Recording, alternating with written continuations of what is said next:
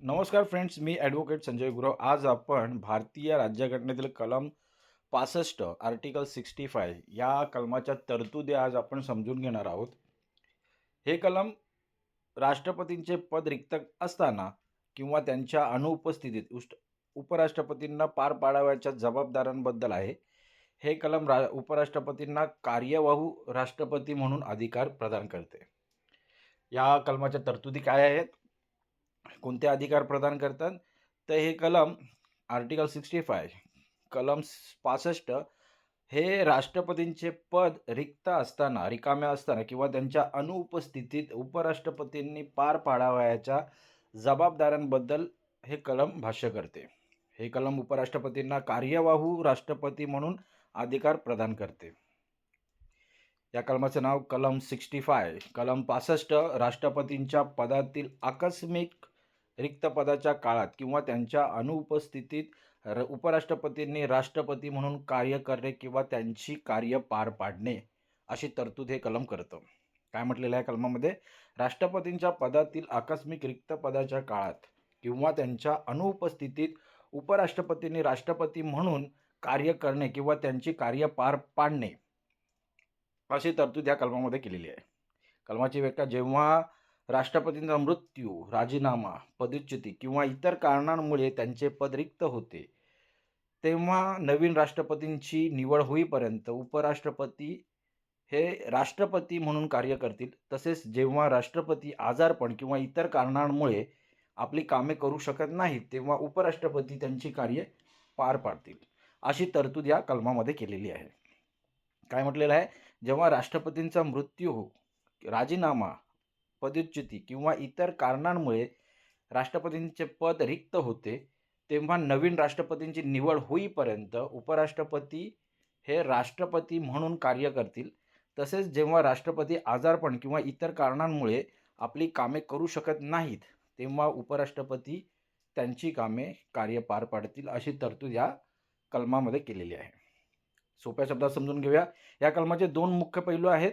आकस्मिक रिक्त जागा: जर राष्ट्रपतींचे पद अचानक रिकामे झाले, उदाहरणार्थ मृत्यू वगैरे, तर उपराष्ट्रपती कार्यवाहू राष्ट्रपती बनतात. आणि दुसरा आहे तात्पुरती अनुपस्थिती: जर राष्ट्रपती केवळ रजेवर असतील किंवा आजारी असतील, तर उपराष्ट्रपती केवळ त्यांची कामे पाहतात, ते राष्ट्रपती बनत नाहीत, फक्त कार्यभार सांभाळतात. या काळात उपराष्ट्रपतींना राष्ट्रपतींचे सर्व अधिकार, पगार आणि सुखसुविधा मिळतात. ते ह्या दोन मुख्य पैलू आहेत ह्या कलमाचे: आकस्मिक रिक्त जागा आणि तात्पुरती अनुपस्थिती. बरं, हे कलम का अस्तित्वात आलेलं आहे?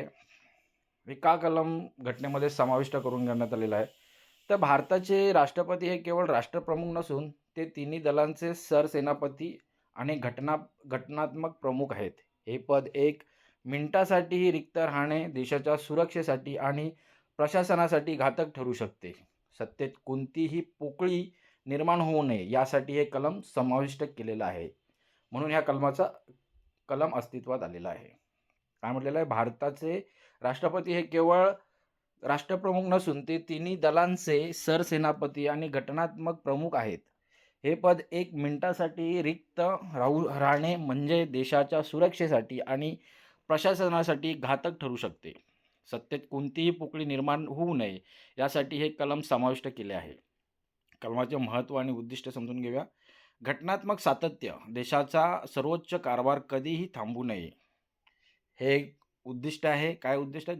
घटनात्मक सातत्य: देशाचा सर्वोच्च कारभार कधीही थांबू नये. स्थैर्य: आणीबाणीच्या काळात किंवा राष्ट्रपतींच्या अचानक मृत्यूनंतर देशात राजकीय अस्थिरता निर्माण होऊ नये, हे एक ह्या कलमाचं उद्दिष्ट आहे.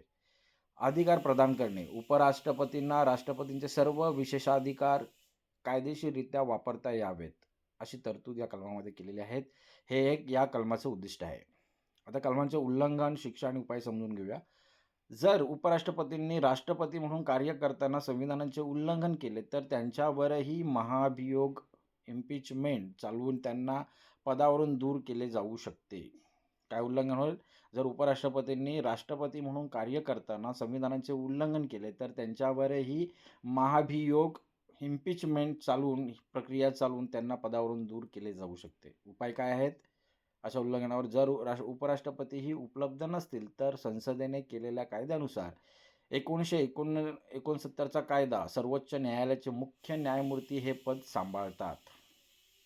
ते हे या कलमाचे उल्लंघन, शिक्षा आणि उपाय आहेत. न्यायालयीन प्रकरणे काय आहेत या कलमाबाबत?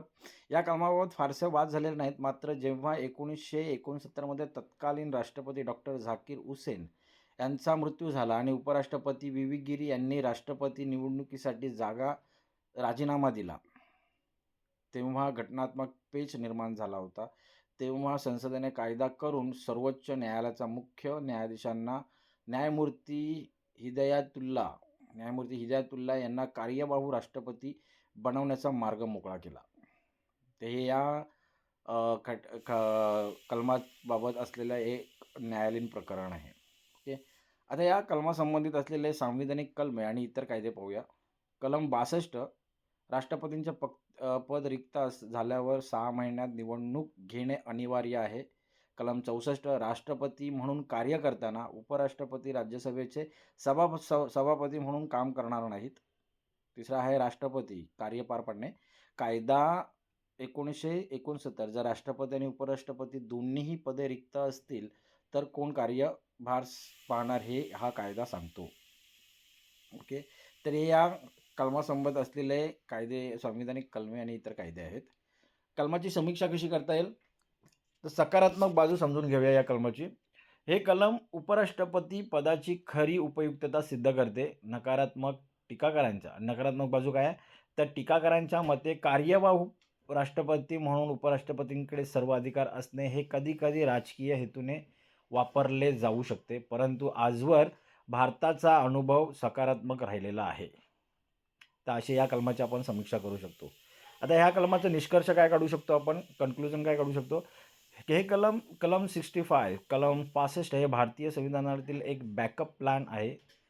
हे सुनिश्चित करते की भारताची सर्वोच्च सत्ता कधीही नेतृत्वहीन राहणार नाही. हे पद भारतीय लोकशाहीच्या अखंडतेचे आणि प्रशासकीय सातत्याचे प्रतीक आहे.